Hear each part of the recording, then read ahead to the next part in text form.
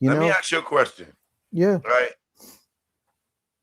Do you think that Suge had knowledge that the BMW was going to get shot up that night, or that absolutely not. something was going to happen to Tupac? Well, I think they had determined that they wanted leverage over Tupac because there was bad blood happening, and Tupac and Suge were trying to work it out, and supposedly they had worked it out. They were gonna leave, and they were gonna form Lucky Seven, which was gonna be the seventh record distribution company. And a couple nights before, I forget who it is, but he had a talk with Tupac, and Tupac said, "Yeah, we got all these artists. They're gonna come with us." And he goes, "You can't do any shit like that. You know who runs this? Gangsters run this. You're not gonna be able to do a seventh record distribution label. You're gonna get yourself killed." And that's what happened. And so I believe they were going to do movies together. I believe they were going to do their own record label because Suge knew he was under Jimmy's thumb. He knew he But was under. what about Pac going up to the studio and trying to take the masters? Oh no, that all happened. 100%, that all And you happened. think Suge is cool with that? No, I don't think Suge was cool with that. I think there was a haggle that was going on at the time. I think they wanted to have leverage over Tupac, and so they allow the beatdown to happen. And Suge thinks, okay, well, we got him Wait, now. wait. Do you think that the beatdown was staged? Oh, 100%. Why wouldn't it be? Okay. I would do. I mean, honestly, okay. How many gangbangers do you know? A Me? hundred? Yeah. Not too many, but from a distance, a few. Okay. Do you believe that gangbangers would go into the MGM and get into a Fuck fight no. where there's cameras everywhere? Hell no. I mean, no gangbanger, and I know a lot of gangbangers. Nobody None of going to them, Vegas doing that unless n- it's unless they very, know, very necessary. unless they know that they've got some kind of immunity. And by the way, Right. do you really think that gangbangers from Compton were going to go to Vegas and shoot up in Vegas unless they knew that the cops were going to protect them, that They would they have were going to waited till be, they got back to Compton. yeah, they weren't going to go shoot up in Las Vegas. No, that wasn't going to happen. No, unless they knew. But you know what's crazy about this? Okay, Suge and Tupac get pulled over, and a minute later, the BMW shot up. I mean, That's a just marker. That's a marker point. If that's you what it know better. is. That's what it is, 100%. And wait a minute, how many film sets you been on? You've been on hundreds of film sets, right? All right, we're going to lock it up. All right, ready to roll and action. That's what they did. And a minute later, they were shot up. And you ever been to Fight Night in Vegas? I have. It's packed. Do you think a Cadillac's just going to roll up along the right of Suge and Tupac unless somehow that is orchestrated? Gone. That's Like Kaiser that's Soze. that's the way it yes, that's the way it happened. That's the way it happened. Okay, lock it up. Okay, we're ready. All right. Everybody in place? Yes. And action. That's how this shit happened. And wait a minute, last photo of Tupac ends up being shot by Leonard Jefferson, who becomes a big time transportation coordinator in the movie business. What? A transportation coordinator who knows how to lock down a movie set. I And mean, you then can the other thing too is the whole setup, the whole pull up on the cars at the light on Koval and Flamingo, and K Dub saying that Kevin Woods got out his car and ran up to the BMW to check on them to see if they was all right. Now you telling me you pull up to a light, right? The microphone here is the light. Shh. Sugar and them pull up behind you. Shh. Shots ring out. And you're gonna get out your car and not only You get out your car on the driver's side, you run all the way around to the passenger side to run up on the side of Pac car. I mean, on the side of the BMW, go, yo, Pac, you all right? Hey, Suge, are you all right? Well, nobody Right? else saw that, and you had Nate Dogg Well, that yes, was they did.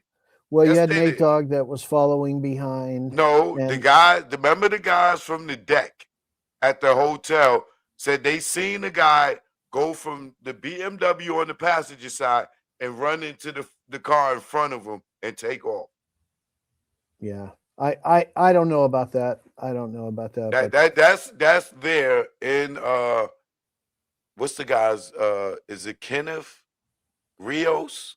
well, That, that ended up in the affidavit of Tim Brennan. But you like the girls when they give their statements, they talk about two shooters, somebody else shot from the roof, and so there's two guns, and then that makes sense with a confession letter because one of the guns jammed and wasn't able to get off a shot. But anyway, upshot is that if you go back to the Brennan affidavit, none of it makes sense.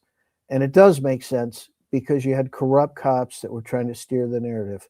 And they right. were trying to get Orlando Anderson arrested. Even back then, they were offering him up, in Compton. Hey, arrest Orlando. And Vegas PD had no interest in it. And I was told by Russell that there was video. Why would they try to arrest Orlando Anderson when allegedly Sergeant Reynolds, Edie Falls, uh, Reggie Sr. met with Keefe D in Orlando and gave them the $60,000? Yeah. I mean, we can't know why people do the things that they do. That part is going to be a little bit mysterious for us, but we can know this. We can know that they definitely had a motive to try and obscure this because, you know, if you talk to people that were in Compton after the Compton PD took over Death Row Records, they say there was no difference between the Compton PD and Death Row Records once Suge went to prison. They operated as one and the same entity. And that's why they needed to be shut down. And Reggie funded Eric Paradin's campaign. And Eric Paradin is said to have been the one that maybe wrote the confession.